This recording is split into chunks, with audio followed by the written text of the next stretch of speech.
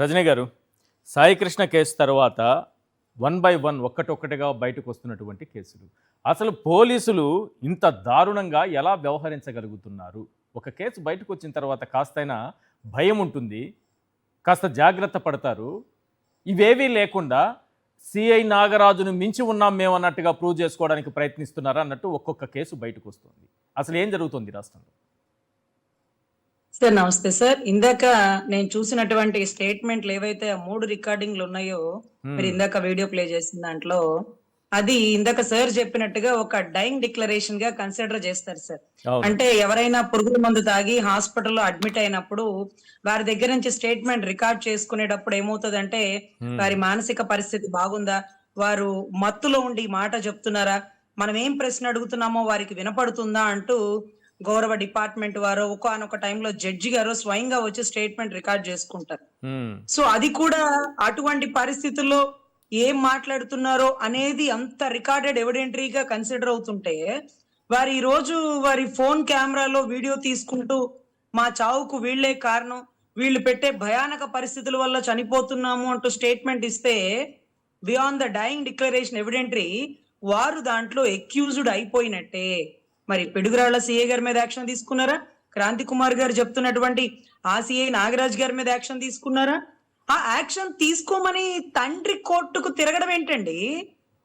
తండ్రి కోర్టుకు తిరగడం ఏంటి? నా కొడుకు ఇలా చనిపోయాడు, దానికి కారణం సిఐని. తండ్రి ఎవరు? ఇక్కడ ఎవరు తప్పు చేసింది? చట్టం. పబ్లిక్ సర్వెంట్ అతను సిఐగా చూడకండి. అతను సిఐ, ఎస్ఐ, డీజీపీ ఇవన్నీ కాదండి. వాళ్ళు పబ్లిక్ సర్వెంట్లు. పబ్లిక్ కి సర్వీస్ చేయడానికి కోసం పబ్లిక్ సర్వీస్ కమిషన్ ఉద్యోగం చదివారు వాళ్ళు. ఆ చదువుకుంది పబ్లిక్ సర్వెంట్లు.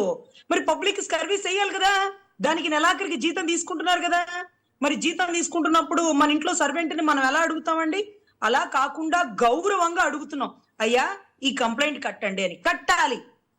కట్టాలి. పలానా వాళ్ళు చెప్తేనే కడతాం, పలానా వాళ్ళు చెప్పకపోతే కట్టం. సో ఈ వ్యవస్థ పోలీస్ స్టేషన్ లో నడుస్తుంది. అదే కాకుండా సాయికృష్ణ కేసులో 45 రోజులు పట్టింది మేడం. సాయికృష్ణ కేసులో 45 రోజులు పట్టింది. ఈ సాయికృష్ణ కేసు వెలుగులోకి వచ్చింది కాబట్టే క్రాంతి కుమార్ కేసు వెలుగులోకి వచ్చింది. అంటే అప్పటికే జరిగింది అది జరిగినా కూడా మన దృష్టికి రాలేదు. అంటే ఎక్కడో వార్తలు రావడము, అణిగిపోవడము, దాన్ని ఏదో ఒక రకంగా అణిచేయడము, లేకపోతే కుటుంబ సభ్యుల్ని బెదిరించడము, ఈ కేసులు బయటకు రాకుండా చేయడము. ఈ రకంగా చూస్తే ఈ రాష్ట్రంలో ఈ 2 నెలల కాలంలో జరిగినవన్నీ ఓవరాల్గా 24 నెలల కాలంలో ఎన్ని జరిగి ఉంటాయని భయం కల్పిస్తుంది. సార్ ఒకటి సార్, ఈ ఏదైతే సాయికృష్ణ కేసు ఒక 5వ రోజు నుంచి 10వ రోజు నుంచి అనుకుంటా నా దృష్టిలో ఉందండి.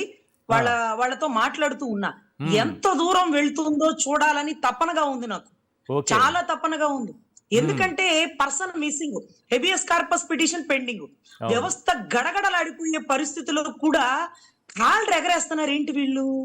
ఇంకా కూడా సిఐ వర్కింగ్ లోనే ఉన్నాడు. హెబియస్ కార్పస్ పిటిషన్ వాయిదా ఎప్పుడు? పలానా డేటు. మీరు వెళ్తుంటే ఏం చెప్తున్నారు? ఇలాగే సమాధానం చెప్తున్నారు. మీరెవరిని కలుస్తున్నారు? కులంలో నాయకుల్ని కలుస్తున్నానండి అన్నారు. వాళ్ళేమంటున్నారు? ఇవన్నీ నేను నోట్ ఫైల్ ప్రిపేర్ చేస్తే వీళ్ళ దమ్ము ధైర్యం ఏంటంటే, పొలిటికల్ ఇన్ఫ్లుయెన్స్ లేనిదే అడుగు కూడా వేయలేనటువంటి పోలీస్ వ్యవస్థ ఎవరో చెప్తేనే చేస్తుంది. ఇది ఓపెన్ ఛాలెంజ్. లేకపోతే అంత ధైర్యంగా ఉండరండి. అక్కడ పిటిషన్ పెండింగ్, చచ్చిపోయాడన్న వార్త తల్లిదండ్రులకి, కుటుంబ సభ్యులకి తెలిసిపోయింది. కానీ జగన్ గారు వచ్చే వరకు కథ కదలలేదు. అంటే వన్స్ జగన్ గారు రాకపోతే అయినా సరే ఇంకెలాగే ఉంటదండి వ్యవస్థ. జగన్ గారు వచ్చినా సరే, జగన్ గారు వస్తే కేసులు ముందు గదులుతాయి, సిట్ అంటారు, అన్ని కేసులు మేము విచారించేస్తామంటారు, న్యాయం చేసేస్తామంటారు, అప్పటికప్పుడు ఆ కుటుంబాన్ని పిలిపించుకుంటారు. ఓకే, పవన్ కళ్యాణ్ గారు డిప్యూటీ సీఎం, నేను ఎందుకు సపోర్ట్ చేయాలి ఒక క్రిమినల్కి? ఒక క్రిమినల్ లాకప్ డెత్లో చచ్చిపోతేనే, బూడిదైపోతేనే నాకేం సంబంధం, ఆ కుటుంబాన్ని నేను ఎందుకు వాదార్చాలన్నారు.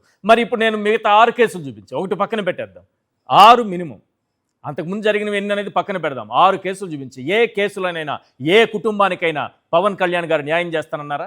ఒక్క కుటుంబాన్నైనా పిలిచి ఓదార్చారా? మరి అదే క్రిమినల్స్కి సంబంధించినటువంటి ఫ్యామిలీస్ కావే అవి. ఆ బ్యాక్గ్రౌండ్ ఉన్న వాళ్ళు చనిపోలేదే. సార్ ఒకటి సార్, ఒక వ్యక్తిని రౌడీ షీటర్ అని, ఫోక్సో కేసులో ముద్దాయని, కేసులు జరుగుతుండగా ఆ మనిషి చనిపోయి ఉండగా ఒక అత్యున్నత పదవిలో ఉన్నటువంటి ఒక వ్యక్తి పబ్లిక్ మీటింగ్ లో అలా మాట్లాడి ఉండకూడదు, కానీ మాట్లాడేసినారు. బహుశా ఎవరు చెప్పట్లేదా, ఎవరన్నా చెప్పినా వినట్లేదా మాకు తెలియలా. సరే, అతన్ని రౌడీ షీటర్ అన్నారు. అంటే మీకు తెలుసో లేదో సార్, ఒకప్పుడు రంగా గారు చనిపోయినప్పుడు కూడా ఆ ఈనాడు పత్రికలు అనుకుంటండి ఒక రౌడీ షీటర్ చనిపోయాడని కూడా రాసే ధైర్యం చేసినారు వాళ్ళు. అవును. అంటే ఒక గొప్ప నాయకుడిని కూడా రౌడీ షీటర్ చేసేసినారు. అంటే వాళ్ళు తలుచుకుంటే ఏమైనా చేయగలరు. అంటే ఈ గంజాయి కేసు చూడండి సార్. మీరు నెల్లూరులో పెంచలయ్య అని ఒక కమ్యూనిస్ట్ లీడర్ చనిపోయాడు. ఎవరి వల్ల చనిపోయాడంటే గంజాయి సేవించిన వాళ్ళట రోడ్ల మీద అడ్డగించి అతన్ని చంపేసినారని మీకు కేసు రాసినారు, క్లోజ్ చేసినారు, కేల్కతం దుకాన్ బంద్. కానీ అదే పెంచలయ్య గారు 2 నెలల క్రితం, అంటే ఆయన చనిపోక 2 నెలల క్రితం రజనీ గారు హైకోర్టులో మనం కేసులు వేద్దామండి, గంజాయి విచ్చలవిడిగా ప్రబలిపోతుంది, వీటిని అరికట్టాలి, నేను 2-3 పోలీసులతో దబాయించి గట్టిగా మాట్లాడాను అంటే ఆ పెంచలయ్య గారితో నేను చెప్పిన పదం, కావలి కేసుకు వచ్చినప్పుడు ఎదురు బదురుగా చెప్పిన పదం, ఎందుకు సార్ మీరు పోరాడతారు, మీరు ఎవరి కోసం అయితే పోరాడుతున్నారు, గంజాయి సేవించి పిల్లలు పాడైపోతుంది, ఆ పిల్లలతో చంపించేద్దరు సార్, అవసరమా మీకు, హైకోర్టులో రిట్లేసే పరిస్థితి ఇది కాదు, ఆ పరిస్థితిలో మీరు లేరు, పోరాడే తత్వం ఉన్నటువంటి స్వాతంత్ర సమర యోధులు సమయం ఇది కాదు, మనం బ్రిటిష్ వారి కింద పరిపాలింపబడినా బాగుండు, ఇంత దౌర్జన్యం చేయరండి, ఇంత దౌర్జన్యం చేయరు. ఈ రోజు హైకోర్టులో రిట్ వేసిన గంగమ్మ కర్నూలులో ఎందుకు చనిపోయిందండి?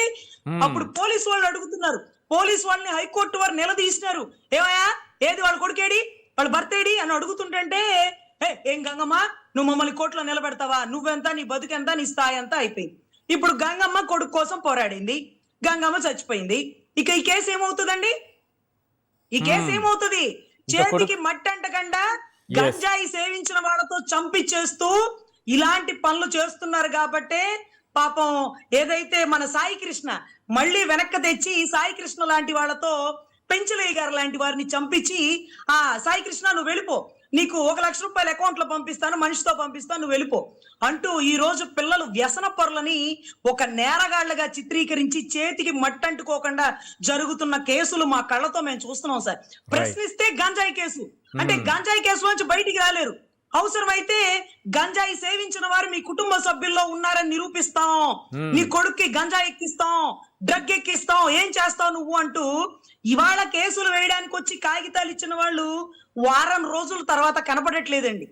కాగితాలు నాకాడే ఉన్నాయి, ఫీజు నాకాడే ఉంది, మనుషులు ఫోన్లు ఎత్తట్లేదు, లేని పరిస్థితి అయిపోయింది. ఏంటమ్మా అంటే ఆ పరిస్థితులు బాగలేదులేండి, ఏదో ఒక రోజు తెగింపు వచ్చిన రోజు మళ్ళీ వస్తాను అంటున్నారు. ఇలాంటి కేసులు ఎన్ని కట్టలు ఉన్నాయో మాకు తెలుసండి.